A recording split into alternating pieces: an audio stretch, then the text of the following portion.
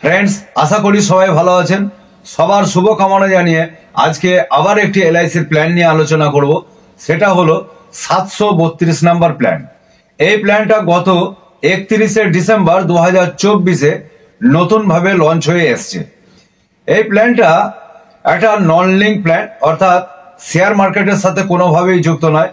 Participating children money back plan.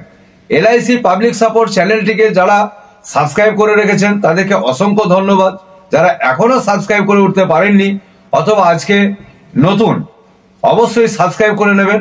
তাহলে LIC সংক্রান্ত informative গুরুত্বপূর্ণ ভিডিওগুলি আপনারা সহজেই পেয়ে যাবেন। বেল আইকনটা দাবিয়ে রাখবেন, তাহলে সহজেই নোটিফিকেশন পাবেন। আর শেয়ার করতে ভুলবেন না, প্রিয়জনদের শেয়ার করবেন, তাহলে এই এলআইসির গুরুত্বপূর্ণ ভিডিওগুলি কি সবার কাজে লাগবে। এই প্ল্যানটার এজ এন্ট্রি হচ্ছে 0 থেকে 12 বছর বয়স পর্যন্ত। টার্ম হচ্ছে 25 বছর, আর পিপিটিটাও হবে 25 বছর। সাম অ্যাসোর্ট মিনিমাম 2 লাখ টাকা, ম্যাক্সিমাম নো লিমিট। মোড হচ্ছে 4 রকমের, কোয়ার্টারলি, হাফ ইয়ারলি।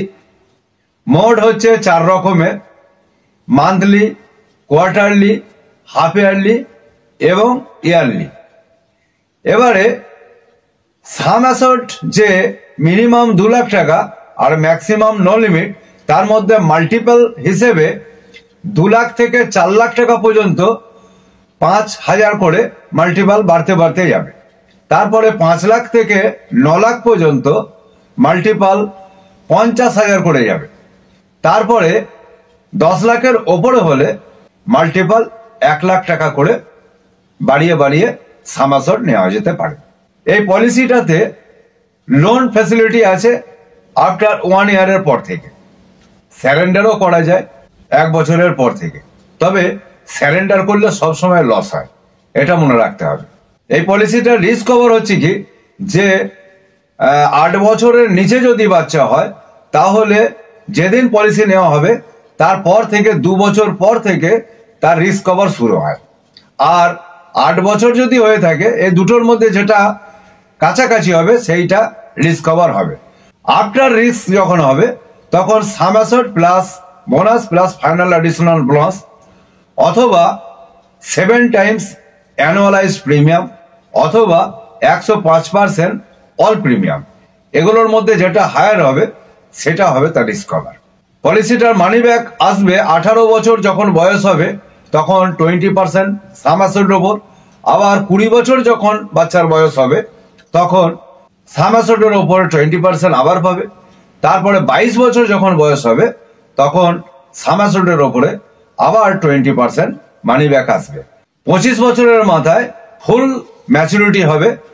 বাকি যে 40% সাম অ্যাসোর্ট থাকছে সেটা plus bonus plus final additional bonus সব মিলে যেটা হবে সেটা ম্যাচুরিটি ভ্যালুতে পাওয়া যাবে। তবে প্রপোজারের বয়স হতে হবে 18 থেকে 55 বছরের মধ্যে। আর পলিসিটার ইয়ারলি রিবেট আছে 2% আর হাফ ইয়ারলি রিবেট আছে 1%। আর সাম অ্যাসোর্ট রিবেট আছে 5 লাখ টাকা পর্যন্ত নেই, কিন্তু 5 লাখ থেকে 10 লাখ টাকা পর্যন্ত বেসিক সাম অ্যাসোর্টের ওপর 2.5 টাকা পাওয়া যায়। আর 10 লাখের ওপর থেকে যত পলিসি নেওয়া হবে সেটা হচ্ছে বেসিক সাম অ্যাসোর্টের ওপর 4 টাকা করে। এই পলিসিটাতে পিডব্লিউবি অর্থাৎ প্রিমিয়াম ওয়েভার বেনিফিট রাইডার পাওয়া যায়। পলিসিটাতে ট্যাক্স বেনিফিট আছে। 80C-তে প্রিমিয়ামের ওপর ট্যাক্সের ছাড় পাওয়া যায়, আর যখন রিটার্ন পাওয়া যাবে তখন ট্যাক্স ফ্রি রিটার্ন পাওয়া যায় 1010D-তে। এবারে যদি একটা এক্সাম্পল দিই, ধরুন একটা 10 লাখ টাকার পলিসি যদি কেউ নেয়, বাবার বয়স যদি হয় 30 বছর, বাচ্চার বয়স যদি হয় 1 বছর, তাহলে টোটাল যে 25 বছর টার্ম, তাহলে বাচ্চার বয়স যদি 1 বছর হয় তাহলে 24 বছর টোটাল টার্ম পাবে। তাহলে সেই 24 বছরে টোটাল যে প্রিমিয়াম দিতে হবে তাতে ফার্স্ট ইয়ার প্রিমিয়াম পড়বে ইয়ারলি জিএসটি সমেত 46,899 টাকা, আর সেকেন্ড ইয়ার থেকে লাস্ট ইয়ার পড়বে 45,889 টাকা জিএসটি সমেত।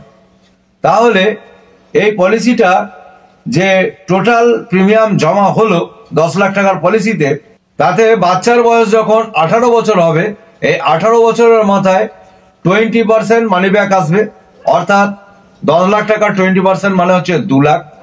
তারপরে 20 বছর যখন বয়স হবে তখন আবার 20% অর্থাৎ 2 লাখ। আবার 22 বছর যখন বয়স হবে তখন আবার 20% অর্থাৎ 2 লাখ। মোট 6 লাখ টাকা মানি ব্যাক এলো। তারপরে 25 বছর বয়সে যখন ম্যাচুরিটি হবে তখন সামাসের উপর যে 40% বাকি থাকছে অর্থাৎ 4 লাখ। আর টোটাল 24 বছরের যে বোনাস ক্রিয়েট করবে সেটা হবে যে 10,80,000। আর ফাইনাল অ্যাডিশনাল বোনাস যেটা 15 বছরের পর থেকে অ্যাড হয় সেটা হবে 3.5 লাখ। তাহলে টোটাল 18,30,000 টাকা ম্যাচুরিটি ভ্যালুতে পাওয়া যাবে 25 বছরের মাথায়। এবারে যে আগে 6 লাখ টাকা মানি ব্যাক এসেছে সেটা যদি অ্যাড করা হয় তাহলে টোটাল পাওয়া গেল 24,30,000 টাকা। মানি ব্যাক পলিসিতে সবসময় আমি এটা বলে থাকি যে যে টাকাগুলো মানি ব্যাক অর্থাৎ সার্ভাইভাল বেনিফিট হয়ে আসছে সেগুলো যদি আবার রিইনভেস্ট করা হয়, এলআইসি থেকে তো পেয়ে যাচ্ছে মানে কি এলআইসি থেকে ফান্ডটা কমে গেল, তাহলে তো আর বাড়ছে না। যদি ওটা রিইনভেস্ট করা হয় যে কোনো জায়গায় তাহলে ওটা আরো বাড়বে। তাহলে 24,30,000 টাকা থেকে যদি রিইনভেস্ট করা হয় ওটা যেটা বাড়বে সেটা অনেকটাই হবে।